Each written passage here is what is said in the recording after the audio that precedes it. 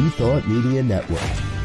We are a global broadcast network of positive music, media, and entertainment, inspiring humanity's evolution along the journey of enlightenment and creating a world of love, peace, empowerment, and prosperity for all. New Thought Media Network.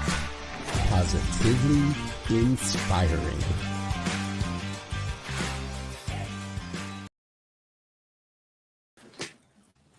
Welcome to Girls Behaving Metaphysically. Your hosts are two girls who believe that life is awesome, that laughter heals, and that it's possible to find deep spiritual insights in everyday experience. Here come the girls. It's more than practical. Here come the girls. Way more than merely factual. If you want to know the secrets of a Good life morning. free, listen to Girls Behaving. What's going on? Listen to Girls Behaving Metaphysically.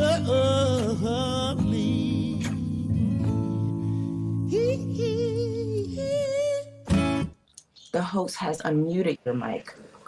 Good morning. Good morning. Welcome. Good to see you. You are watching Girls Behaving Metaphysically and Girls Waking Up. Girls coming to terms with where they are and why. That's what we're doing here. So I'm Robyn Rice-Olmsted. I am Dr. Natasha Wilson, completely annoyed with the daylight savings time in that part of the world.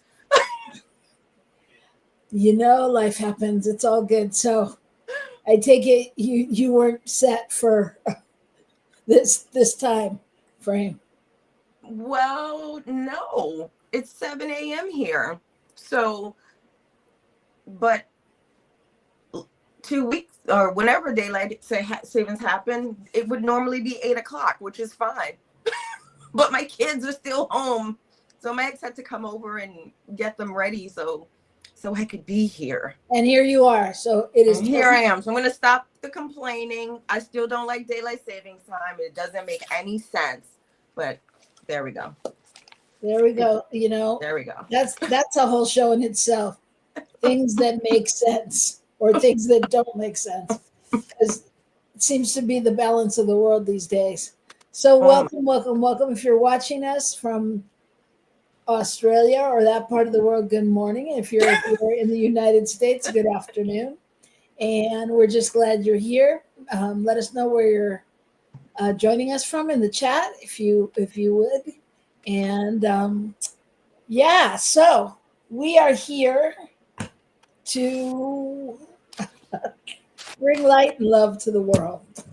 At 7 a.m. That's what us metaphysical girls do. So how we generally start this show out is we pull a card because, you know, we like to look for signs and see what the signs are telling us. So I have 3 decks here today. I have the Heart and Soul cards. I have the Sacred Traveler. And I have the Soulful Woman cards. What's your pleasure? I'm sorry, name them again. Heart and Soul. Heart and Soul. I'm going to do Heart and Soul. It's just like that. Heart and Soul. I had Sacred Traveler and Soulful Woman, but I don't know why. These Heart and Soul cards, for some reason, we rarely pull from them. And they are calling to me. Okay. And one just fell out of the deck, so I'll just start with that one. It is Simplicity, which makes me laugh. Simplicity. Makes me laugh too. What the heck? Okay. The simpler we can keep life, the happier we are. Sometimes in this age of noise and negative news, it's not easy to do. Shut off the TV, communicate with your loved ones, and stick close together. Okay? But let's pull one anyway. Pull another one. I'm gonna pull another one, but I do think that is I don't know, some important things, because I think we complicate it. All right, tell me when. Okay, when? Faith. Oh, now that one. So it's what it says is, it says faith is a word that should be used in conjunction with the word know, as in Know. I don't have the faith in an omnipotent God. I just have to know that he and she are in my life and are perfect. So there you go. That I can sort of that card. Yes. Because simplicity, I think the thing that was coming up for me when you were reading about simplicity was ultimately life is simple, but we are complex beings. But complexity and complicated are not the same thing. They're very different. We'll never not be complex beings, but we can be less complicated or uncomplicated. That's for sure. And simple. Okay, whatever. But that one, faith.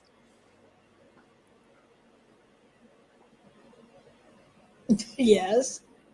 Just leaning into that. I'm just leaning into it. Like I'm just leaning into it because it is thinking about the last month of my life in particular. Like I'm just leaning into faith. I'm leaning into the knowing that I am in the heart of the divine. Like I'm leaning into that, and that the heart of the divine is in me. There is no separation there. So I'm just leaning into that as faith, because I don't know, last couple weeks it's just been very challenging, to remember that God is in this place as well. Not just meaning here, but I just mean in the world, that God is present. It's just been very challenging. And so faith for me, that card resonates, I guess is what I'm saying. Nice. I think for me, well, what I'm hearing and feeling right now is just that for me, when I'm standing in that place of faith, it is also a place of simplicity for me, because it's done. It is what it is. Like you just said, you're leaning into that space. And if I lean into that space, then it's like, it's like free falling. It's like I fear nothing. I worry about nothing. I trust, and it's a letting go of a realm that's, or it's stepping into a realm that's outside of myself in some way. You know what I mean? Like I don't. It's just, yeah. It takes it for me. It takes the whatever it is I think that I have to do or be or say or know off of it, which makes it simple. Not simple like getting up at 7 a.m. But yeah, getting up at 7. No, getting up at 6. No, I know, but you know what I mean. Getting up and in motion, all of that.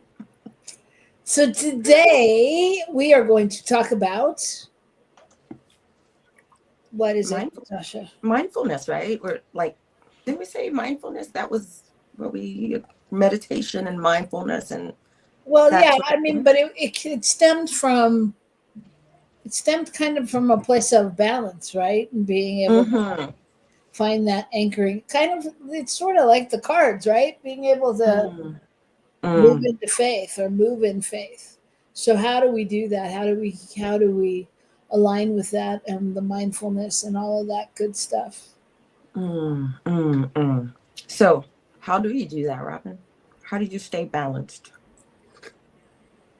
Oh dear God.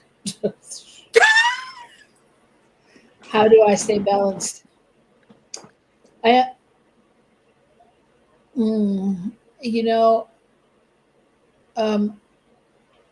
It's funny. I'm talking tonight at circle about the equinox and staying balanced and finding the balance, that this is the time of balance. And I think one of the things that came up for me is how much of that happens in the invisible. Like there's so much in the invisible, I think, that keeps me balanced or anchored or on track or whatever the saying is. So, but I have to think about that question during our break. Okay. And so before we go to a break, is there anything else you want to say about the cards? I think I'll have something to say when we come back. I am like, honestly, do you hear my voice? I still sound like a frog. I'm not up yet. Okay, I hear it, but Let's I wait don't think until anybody... after break. I'll have more to say. All right, then let's take a break and Okay. get whatever you need. Come right back here and we'll talk about mindfulness right Sounds here good. on New Thought Media Network. All right. Please help us say thank you to our organizational sponsors, including the Hefferland Foundation, Affiliated New Thought Network, International New Thought Alliance, Science of Mind Archives and Library Foundation, Center for Spiritual Living Denver, Center for Spiritual Living Midtown, New Thought Philadelphia, Planned Happiness Institute, Summit Center for Spiritual Living, One Heart Retreats, Center for Spiritual Living on the Lake, Unity Kitchener, Unity Spiritual Center, Ottawa, Om Center for Spiritual Living, Satya Center, Begin Within Ministries, Center for Spiritual Living North Jersey, Unity of Savannah, and the Center for Spiritual Living Seattle, as well as all of our individual donors. Thank you for being part of the New Thought Media Network. Please like, share, and subscribe. New Thought Media Network, positively inspiring.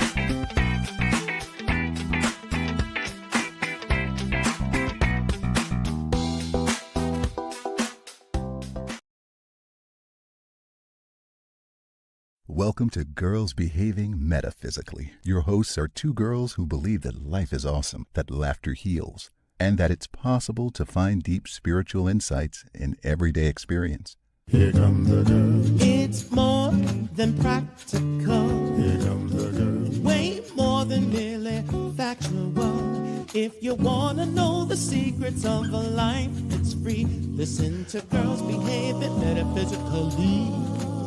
Listen to Girls Behaving Metaphysically.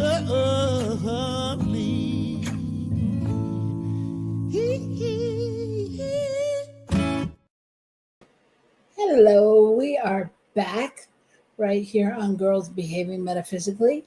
I, however, am only one girl. I don't know what happened to Dr. Natasha. She just disappeared. We are magical here at New Thought Media Network, and we hear her coming back in. Yes. Okay, here she is. I got a weird thing saying that my browser wasn't supporting the stream, so I had to refresh my browser. So anyways, I just refreshed. All right. Well, here we are, and we are refreshed. And I'm Robyn Rice Olmsted, and I am here with Dr. Natasha Wilson, and we are Girls Behaving Metaphysically from two different sides of the world. And today we're talking a little bit about mindfulness, balance, and, I think, correct me if I'm wrong, but I think, this comes up out of trying to reconfigure and remaneuver relationships and things in our lives. And how do we get back on track and balance out and things like that. So do you want to speak a little bit to it? Yeah, it's interesting, balance, like thinking about it and thinking about like balance as being some like a state that we strive to come back to or get to the middle of. And I feel what my bones are feeling these days, to use my great grandma's words, everything that she ever knew came from her bones. But that was the source of her faith, right? When she said, I know it in my bones, she was saying that it was like a deeply, the faith of it was so real. The knowing was so real. And so in my bones these days, I am feeling like we are being called to not sort of yearn for times gone by, to just try to get back to like normal, or the middle is. Like, I feel like I can sense in myself that something higher is being called, and that there's a way to sort of move into whatever that is, because there is no going back to whatever, right? So the balance, to me, for me, balance looks more like integration and spiritual, like, evolution to meet the times that we're in. Because right now, I mean, I do my best not to bury my head in the sand, to not hear about the political stuff, the political things that are happening, mostly in the US, because that's where all my family is, besides my children. But I don't think I can come into balance around that. What I'm feeling is that it's important for me to step into this call to show up in a new way in some ways. Yeah, I'm not yearning for things to go back to normal, but what I am yearning for is a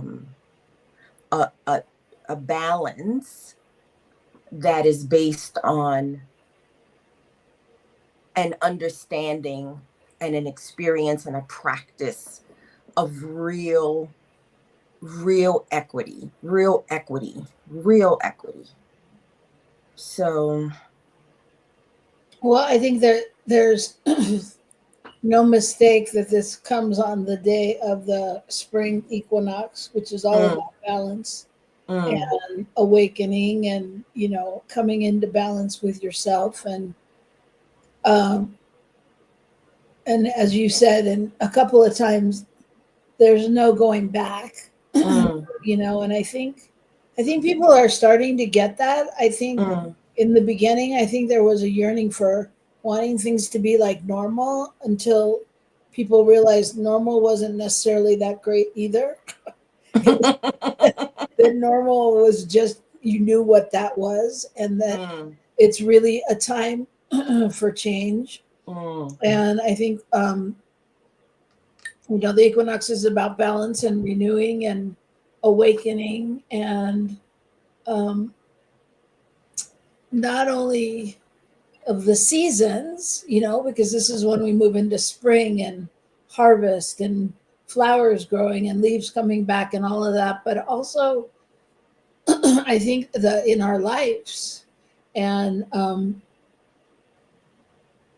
there's the invisible forces that also guide our lives at this time. Yeah. Just to not that I think anyone on this side of the hemisphere is awake right now. Well, they're awake, but they're probably getting their kids off and all this other stuff that normal people do.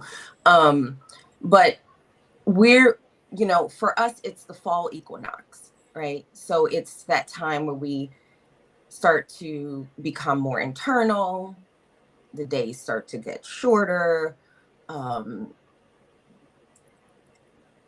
but and how even that is representative of balance on the planet. So you have one half of the hemisphere that's sort of like waking up into the newness of the solar year that comes, at spring equinox. And then this part of the world, we're starting to drop into the quiet and the mindfulness that is called for with regards to fall and autumn to prepare for winter. Yeah. So even the planet has this expression of balance, Yeah. you know?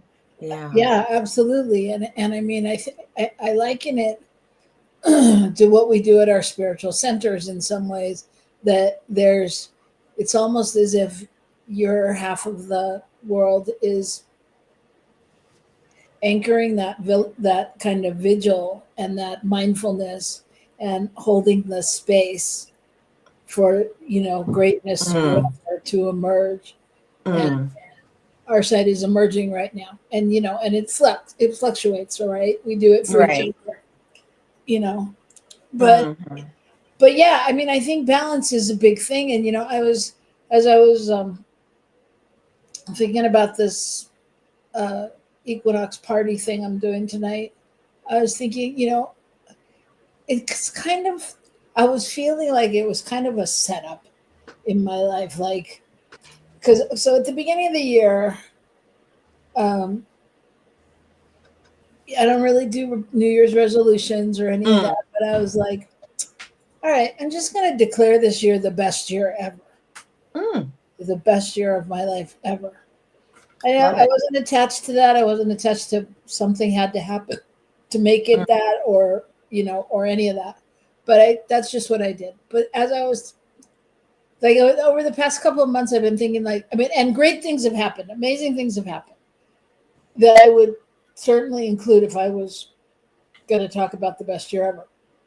But, and I was thinking, it's kind of a weird setup we have in our culture that we in terms of like equinoxes and solstices and all of that, we declare here in the United States, we declare what we want to, like our New Year's resolutions, but we're declaring them in winter when we're supposed to be introspective and and thinking. And then generally what happens is people get to February or March and they're like, ugh, I didn't do it, or it didn't happen, and they're over it, and then we throw it out.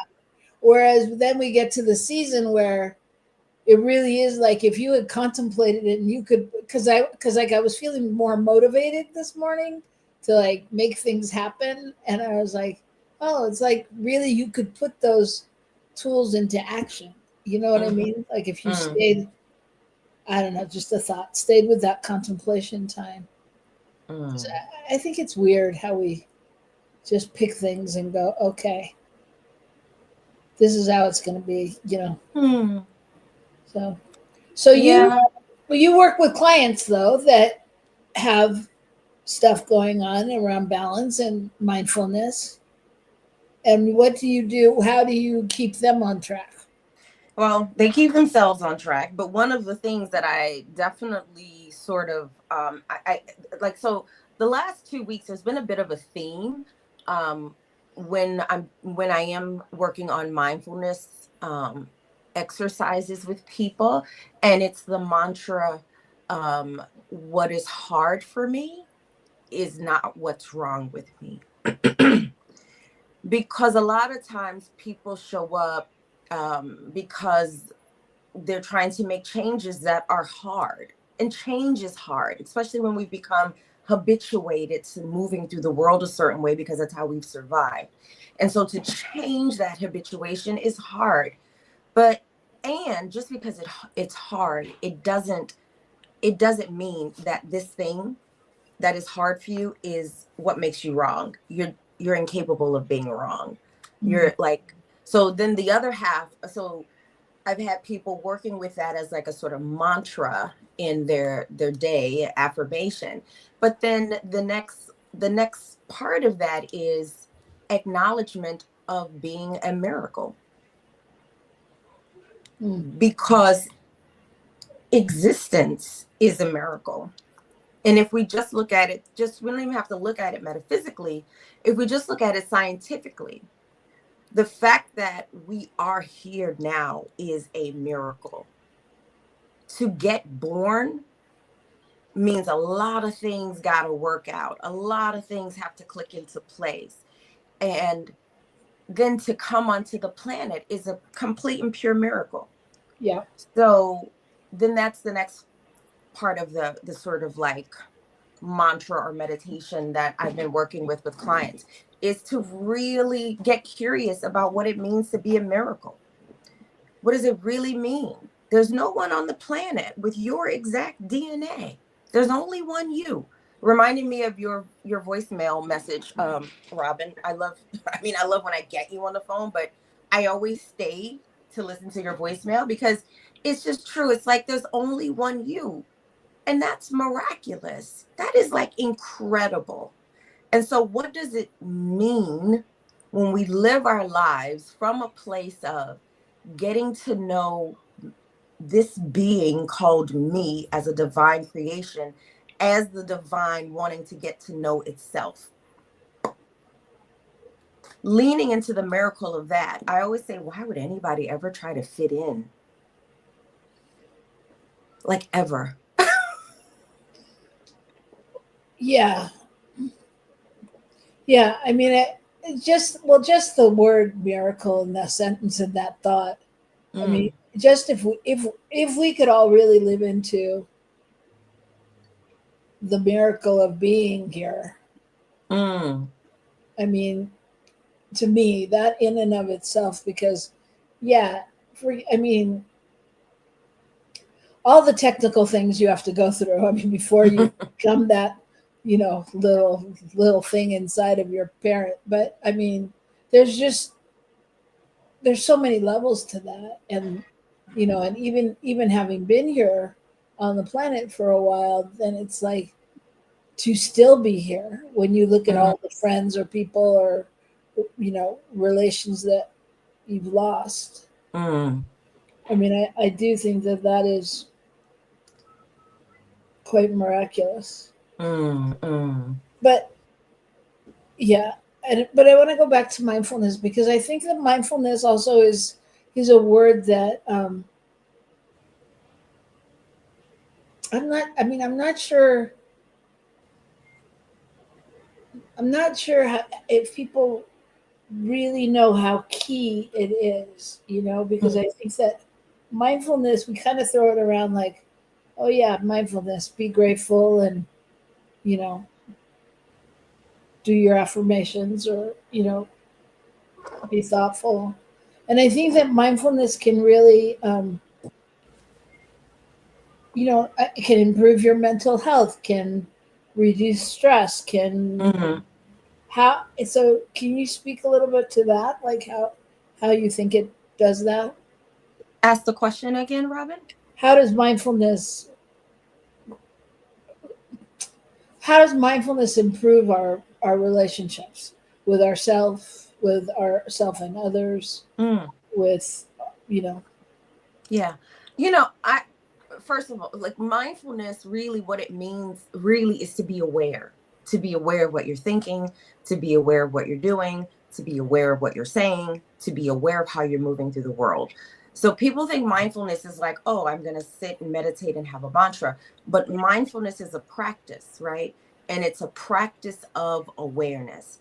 And so what does it look like so for instance, the mantra that I just said that I've been working with in terms of mindfulness with my clients. If I am mindful that I'm a miracle, I even sometimes I don't even call it mindful. I call it heartfulness.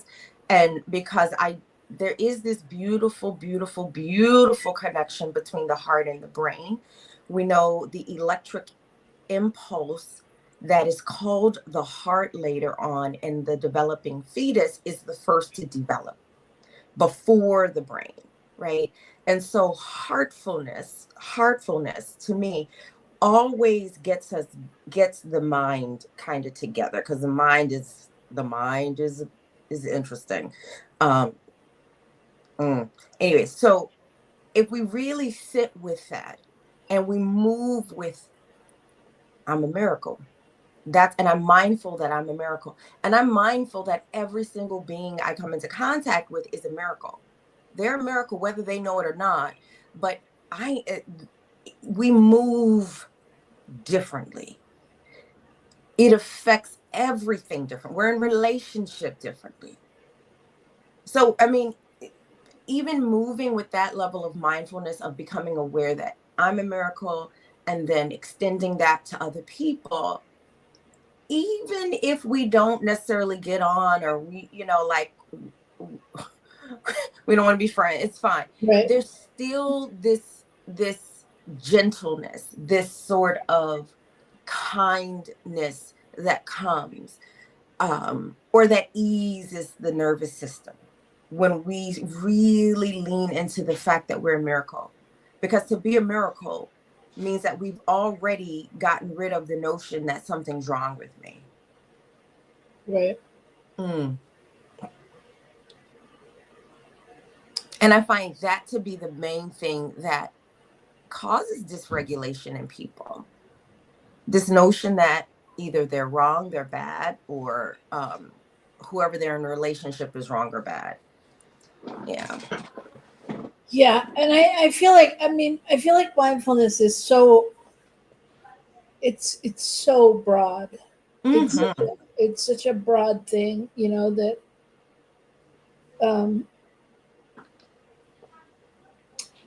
that it means so many different things, and that it can be used in so many ways. You can have mindfulness at school, or people who have anxiety or depression can utilize mindfulness to calm down. And it is more than a mantra or a meditation. And, so I think, it's interesting because I was thinking about, you're saying your practice, and, the exercises that you give them. And there's so many exercises out there, right? Where we can put in a way to do something and have it be a practice of mindfulness. So I think, yes, there's meditation, there's prayer, there's affirmations. Do you have a specific resource or idea of where people could go to find out more about that? I don't mean to put you on the spot. I just wondered if you... No, I don't. Yeah. No, because I feel like in this age that we live in, literally, you can just Google mindfulness. But I can think of like the mindfulness teachers that I have a tendency to work with. So like Tara Brach, Thich Nhat Hanh, who has passed, but his teachings around mindfulness live on. Eckhart Tolle is a great teacher of mindfulness.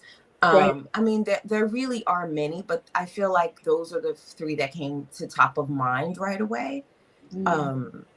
Tara Brach, I think when the work with Tara Brach and the work with Thich Nhat Hanh in particular has been the type of mindfulness work that has helped me and the people I work with to learn the essence of gentleness and why gentleness is so important in everything, but particularly in any sort of mental health recovery, or just like anything, to just be gentle, which really is about extending an understanding of the human condition and remembering that we are part of the human condition. And even our psyches, they expand to change when we move with gentleness. So it's like the difference between, oh, I need to lose weight because I'm fat, versus I'm super grateful for my body and all that it's done for me.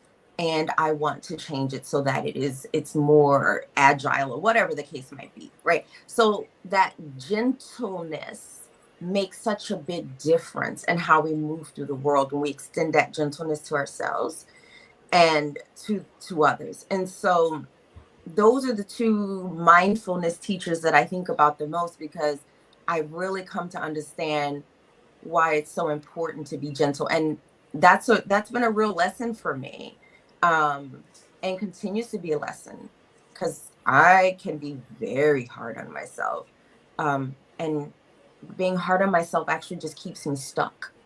And so the mindfulness practice of gentleness helps me get unstuck.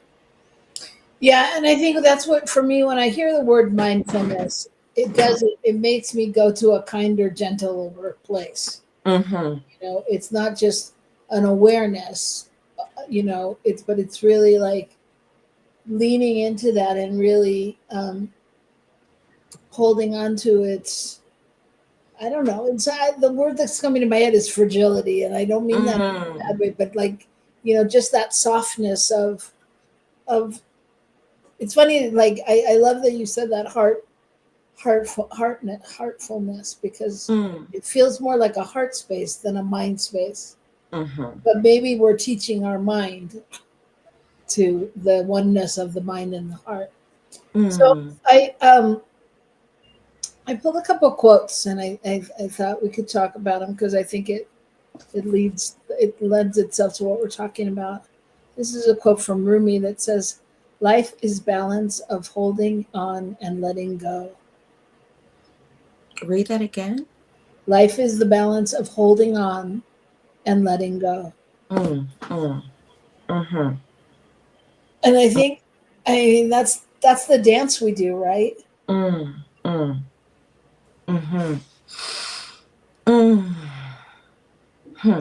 And being mindful with what we choose to let in and what we choose to let go on some level. I really feel like I want to sit with that, because in so many ways, holding. Yeah, anyways, I'm about to over intellectualize it. Let me get out of my head and get back into my heart. Yeah, all good. Yes, Rumi, you. This. Well, I just feel like that's what we do. We're constantly holding on to what we think we know or what we think we need or whatever. And, we have to decide when to let go. See, I think that's the part that I feel like at the core of my spirituality, or my spiritual practice, I guess I should say, is understanding that. And I think it was maybe Reverend Michael that I heard this from before, Beckwith, I mean, that 100% of like spiritual growth and evolution is like learning to let go, learning to release, learning to release, learning to let go, learning to release. But I also am thinking about that, the poem by Maya Angelou, which is the poem about the relationship between love and letting go. And that, basically it's about, love is an expression of freedom. And therefore, if I love you, I set you free. I don't hold, I don't grasp, I set you free. And my love of you is connected to my desire for your freedom. And I love that poem by Maya Angelou, because I feel like holding, that is not the problem. I hold water weight, I hold fat, I hold a lot of stuff. It's just like letting go is usually the issue. Yeah, absolutely. Yeah. All right, here's another one. Okay. From Barbara DeAngelis. I'm not fighting with you. Go ahead. Women need real moments of solitude and self-reflection to balance out how much of ourselves we give away. Yeah. Yeah. And that was actually the first one I pulled just because it reminds me of our conversations and of being in relationships. And whether it's in a love relationship, a mother-child relationship, or, family relationships, like women give so much. Mm.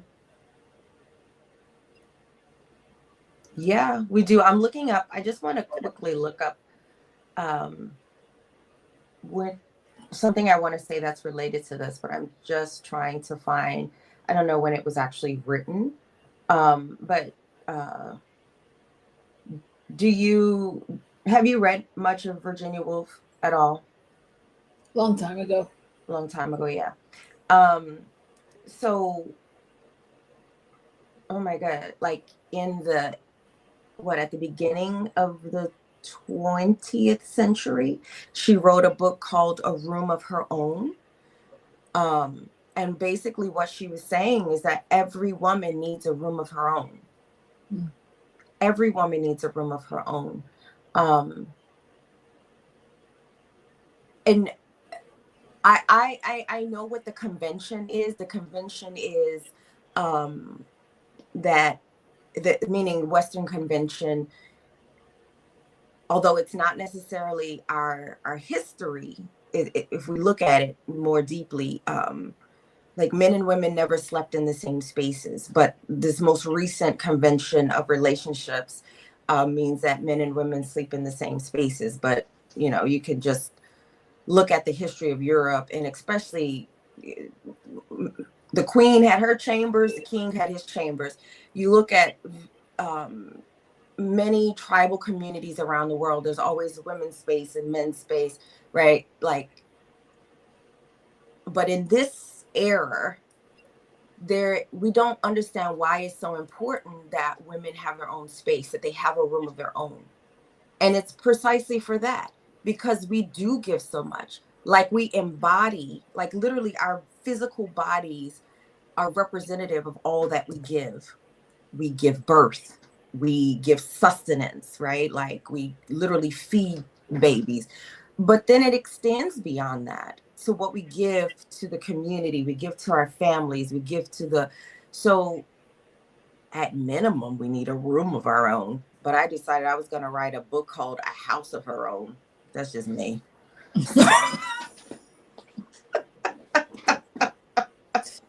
Yeah. And that makes sense. A wing of our own. A wing of her own at minimum. Yeah. Yeah. It's true. It's true. Yeah. So, but I think I think that anyone listening to this that's, wanting to be more mindful, I think that that's important to know, because as women, we also, I think we're the first to let that go. We go, well, we'll just, we'll do it a different way. Oh yeah, that's a good one. Thanks, Michael. The she shed. She shed is an important thing. I've seen those she sheds. I like houses. I want a house of my own. But anyways, okay, a she shed is a good start. But a she shed is fun. I mean, when I was in Oakland, we were working on my studio. Like, it was fun to have a separate studio that's like my place to go. Yeah. Yeah. I just like, again, back to Virginia Woolf. I really think if people have not read Virginia Woolf's book, A Room of Her Own, I just think it's like seminal reading. But anyways, yeah, I don't know.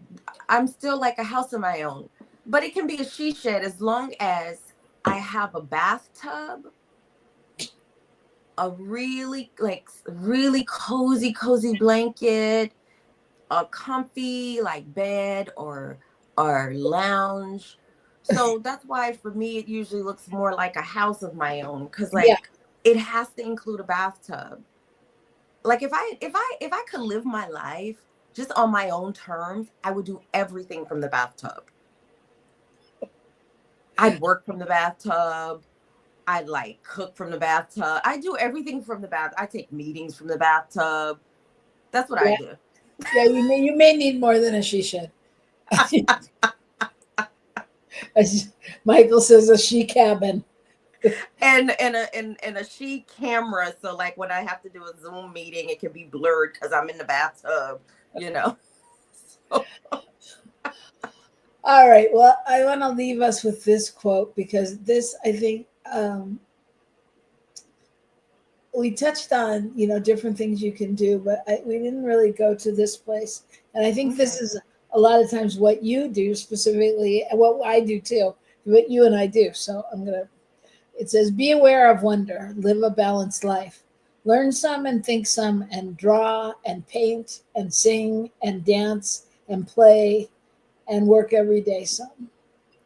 And I think that's what we do. I mean, like, how important it is to dance and to sing and to get crazy and even though that might not be the exact outpicturing of mindfulness for some, it's still a mindful practice for others, and very in connection with heart and passion and all of that. So yeah. When I look at that quote, what it says to me is like, mindfulness is also a creative thing as well. Like this is why for me, it's interesting. It's called mindfulness, and also this is why I love heart math and I love the research around heart brain coherence, because it really is the heart that when we're in the creative process that we're most connected to. And when we're most mindful, we're really heart-centered. And so when we're dancing, our bodies literally love it. When we're creating, our hands love to create. That's what they literally evolved to do. Paint, create. Our bodies love when we sing. And so when I see that, it's like, yeah, how could mindfulness be anything other than this? Yeah. Absolutely. Plus, one last quick thing. I remember Thich Nhat Hanh said,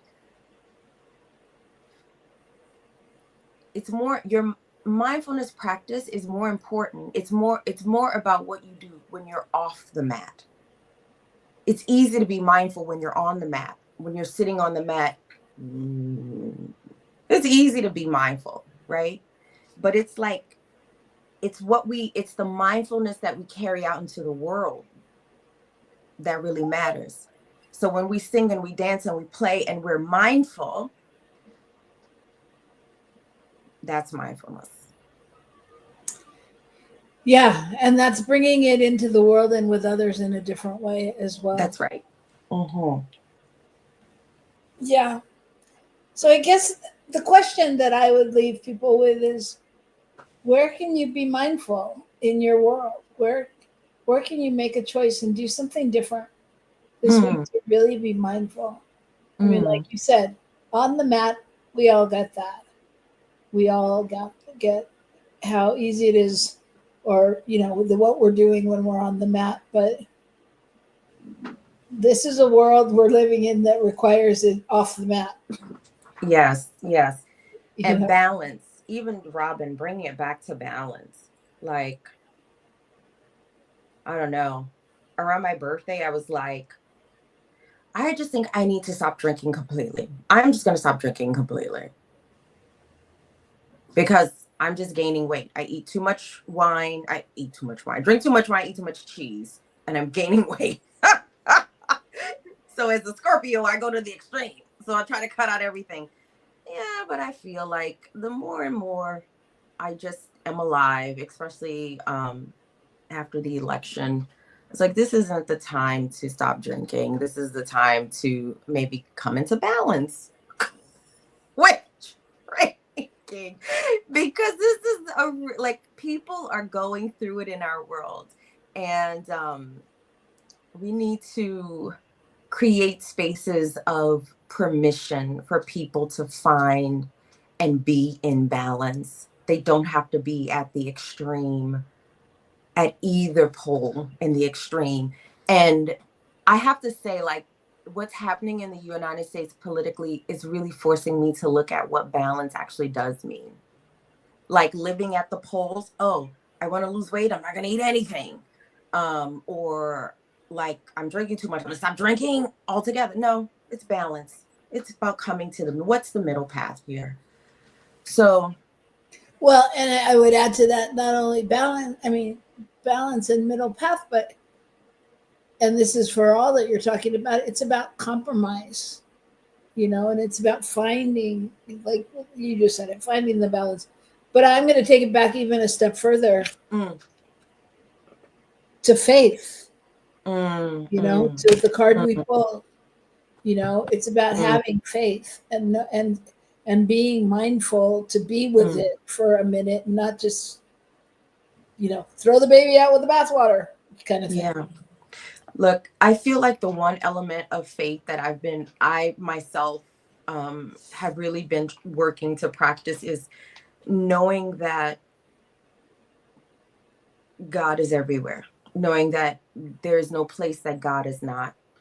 And so that means God created wine. So God is in the wine. Absolutely. Absolutely. So wherever you find God this week, be mindful, be peaceful, keep a positive thought, because a positive thought cannot be denied. And we will see you right back here next week on Girls Behaving Metaphysically. Turn the water into wine. Did you see that? Here's to Jesus. Here's to Jesus, sister. All right. All right. All right. Peace and blessings. We'll see you next week. All right. Peace and blessings. Bye. Bye.